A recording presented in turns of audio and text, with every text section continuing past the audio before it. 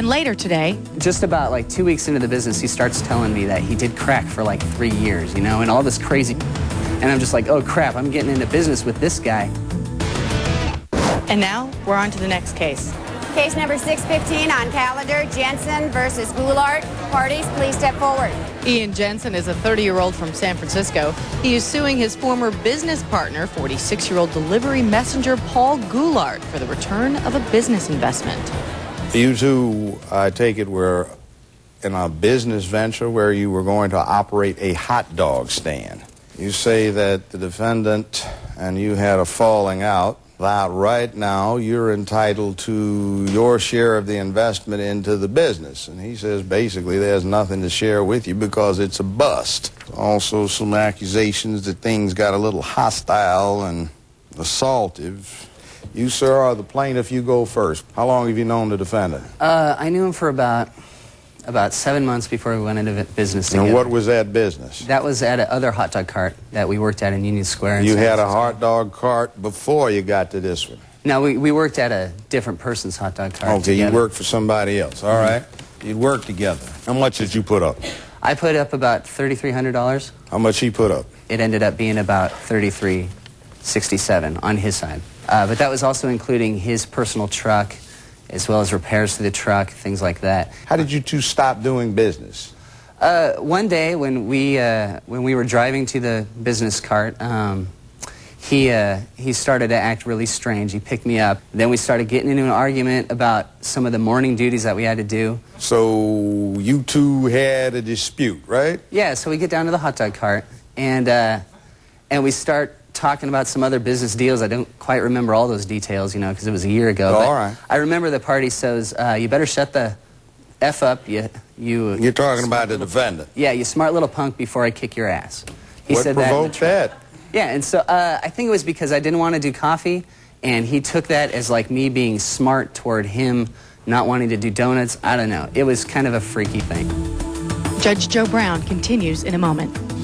He was leaning down to hook the cart up, and I went back like this, and I kicked him, and my foot went underneath his neck right here, and I pulled back because I wasn't trying to hurt him. I just wanted him to shut up.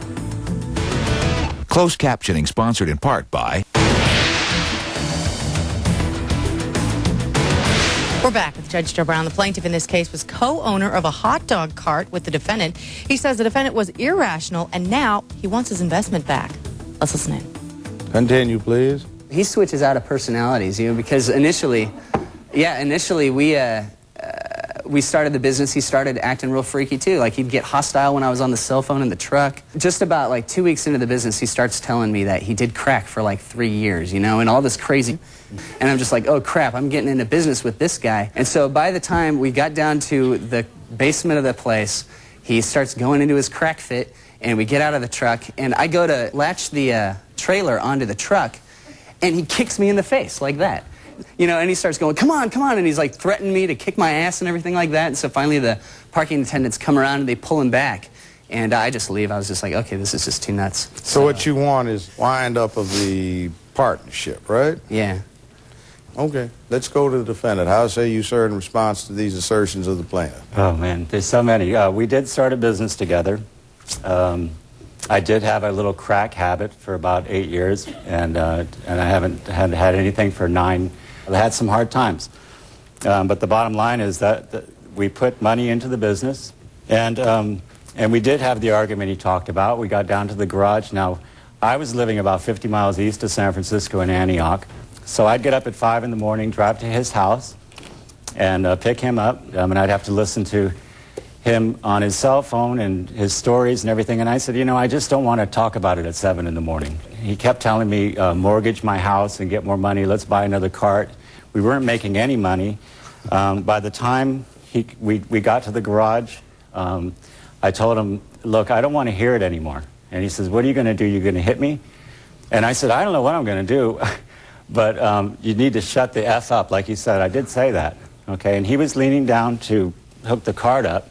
And I went back like this, and I kicked him, and my foot went underneath his neck right here. And I pulled back because I wasn't trying to hurt him. I just wanted him to shut up, okay? And And when I pulled it back, he did shut up, so I accomplished what I was trying to do, okay? You actually said that because he wouldn't be quiet when he bent down to uncouple this cart, you kicked him. Yes, sir, I did. That's because I'm honest. I might be an idiot, but I'm honest. By the way, I'm curious. It's funny? No, sir. This is not funny. Why are you treating it that way? Judge Joe Brown makes his ruling after this. Has a violent crime cost you money? Call 1-877-JOE'S-LAW or on the internet, judgejoebrown.com. Now, you tell me you kick him in the neck to get him to be quiet. That made it unsafe and improper for him to continue to do business with you, and his damn fine grounds to withdraw from the business relationship. So by your own unilateral efforts, if this business was either doing well or poor, you ended it right there. He's going to get at least his initial investment back because of your actions. Your actions are so absolutely egregious. Hell, I'm going to stick some punitive damages on here for this. So I'm going to find, since he concedes this, you don't have anything further to do relative to your proof other than just pass me up what you've got over there to establish your prima facie case. And I'm going to stick $1,000 on top of it for punitive damages. This is a receipt for $3,600, 50% both of you put in for the cart. So I'm going to put $1,000 on top of the conceded $2847.42, so your recovery is going to be $3847.42, of which $1,000 equals punitive. My goodness, that's just ridiculous. Judgment accordingly. That's $3,847.42. This court is in recess. Gentlemen, you're excused, sir. You may follow me out the door. And the defendant in this case was telling the judge he may be stupid, but he is honest. He admitted that he kicked the plaintiff in the head to get him to shut up. The plaintiff didn't actually sue for that, but he will get punitive damages and his investment. We'll find out what litigants have to say after this. Tomorrow on Judge Joe Brown. It's a foul. What kind of pushed you over the edge that day?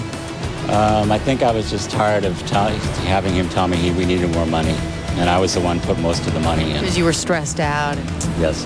I wanted to get more money because I wanted a part-time business, but he was psycho-controlling, and he's just a nutcase. And he's still threatening me now.